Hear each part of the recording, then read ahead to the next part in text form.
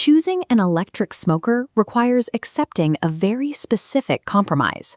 You are trading the aesthetic authenticity of an offset stick burner to gain incredible moisture retention and absolute temperature precision. This split-screen diagram illustrates exactly why that trade-off exists. The coveted pink smoke ring you see in traditional barbecue is a chemical reaction between meat myoglobin and nitrogen dioxide gas.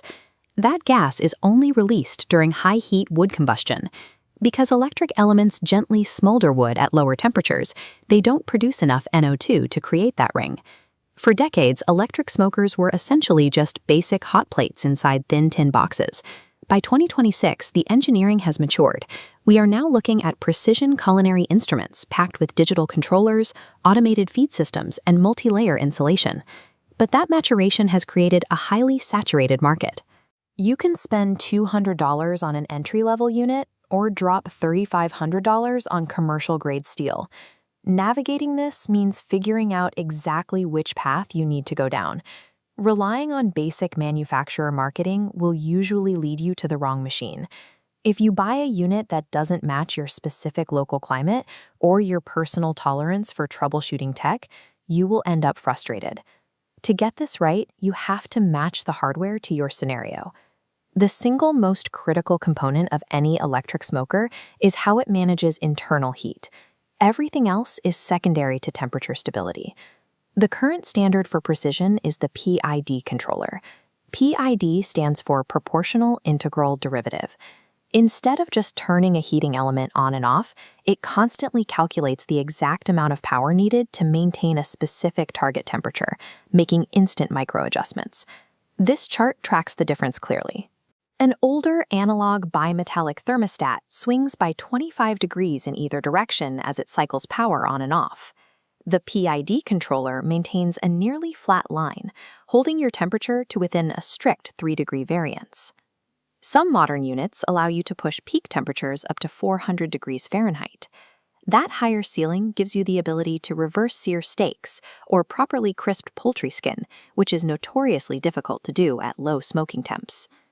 But a high peak temperature often comes at a cost on the low end.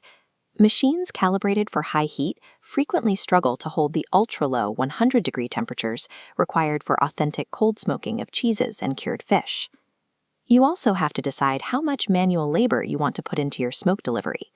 A unit like the Masterbuilt uses a manual side loader, requiring you to physically add wood chips every hour. Bradley takes a different approach, using an automated system that drops wood biscuits onto the element for up to 9 hours of hands-free smoke. That automation carries a strict operational cost. To get those 9 hours of uninterrupted sleep, you are locked into buying Bradley's proprietary pre-made biscuits, rather than picking up standard cheap wood chips from the local hardware store. If you prioritize high heat over everything else, you are buying a miniature outdoor oven. If you prioritize absolute temperature stability and reliable smoke delivery at low heat, you are buying a true low and slow smoker. If you live in a climate that experiences actual winter, the type of insulation in the walls will dictate whether you can use the smoker year-round. Look at this cross-section of a single-wall smoker in sub-32-degree weather. Because the heat escapes straight through the thin metal, the bottom element has to run continuously just to fight the cold. This creates massive internal hotspots right above the heater, ruining the bottom racks of food. Investing in spin glass or high-density fiberglass insulation solves this. The thick double-wall construction traps the heat entirely inside. Your heating element only cycles on occasionally, saving massive amounts of fuel, and the exterior of the box stays cool to the touch even while it's freezing outside. The physical penalty for that thermal efficiency is heavy metal. High-density units routinely tip the scales past 125 pounds. Because of 2026 changes to freight shipping metrics, moving a single box over 110 pounds triggers significant handling surcharges. You will pay a premium just to get these heavy units delivered to your driveway. If you live in the north and plan to smoke Thanksgiving turkeys or Christmas briskets, that heavy insulation is a mandatory cost-saving investment over the life of the machine. If you only plan to smoke ribs on sunny summer weekends, it's a completely unnecessary expense. Wi-Fi integration is now heavily featured across the entire market, with units like the Masterbuilt 710 and the Smokinit 3D Wi-Fi leaning hard into remote monitoring and app control. The theory is excellent. You monitor the brisket from your couch. The reality is often a volatile mix of forced software updates, Bluetooth pairing errors, and sudden app dropouts. In the entry to moderate tiers, the physical steel of the smoker will consistently outlive the software supporting it. Users frequently report connection glitches long before the heating element ever shows signs of wear. Introducing delicate digital electronics into an environment defined by high heat, smoke, and evaporating animal fat requires discipline. If you want the tech to survive, rigorous cleaning of the internal sensors after every single cook is strictly mandatory. Based on those technical realities, we can segment the 2026 market to match specific user profiles. We start with the budget tier, mapping to units under $300. These are accessible entry-level platforms for fair weather users. The clear winner in this category is the Cuisinart COS 330, with the Royal Gourmet SE 2805 taking the runner-up spot. The trade-off here is straightforward.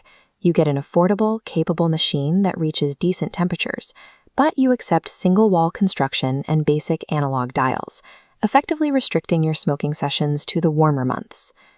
Moving up to the moderate tier, between $300 and $800. These units are designed for users who prioritize digital precision and connectivity above all else. The winner here is the Masterbuilt 710 Wi-Fi, followed closely by the Bradley Digital 4-Rack as our runner-up. The extra capital buys you significant upgrades: digital time and temperature controls, integrated meat probes, and remote app monitoring to track your cook from a distance. This tier is the ideal match for a tech-tolerant user who wants maximum convenience on a Saturday afternoon, but doesn't require the thick steel and commercial-grade durability needed for winter smoking. Finally, the Premier tier. Ranging from $1,200 to over $3,500, these machines are built for enthusiasts who require ultimate durability and flawless performance in the dead of winter. The winner is the Smokinit Model 3D Wi-Fi. The runner-up is the Cookshack Amerique SM066. We also give an honorable mention to the Grella Mammoth for users specifically seeking a high-capacity vertical pellet hybrid system. At this tier, the geometry of the machine changes. You get deep, wide racks that allow you to lay a massive 15-pound Packer brisket completely flat, without having to cut the meat in half or bend it to fit the cabinet. Measured, the trade-offs at the top are steep. You are committing serious upfront capital, and because of the massive weight of the insulation and the steel, you are dedicating a permanent footprint on your patio. These units do not travel. The 2026 market proves that chasing a generic best overall title is a waste of time.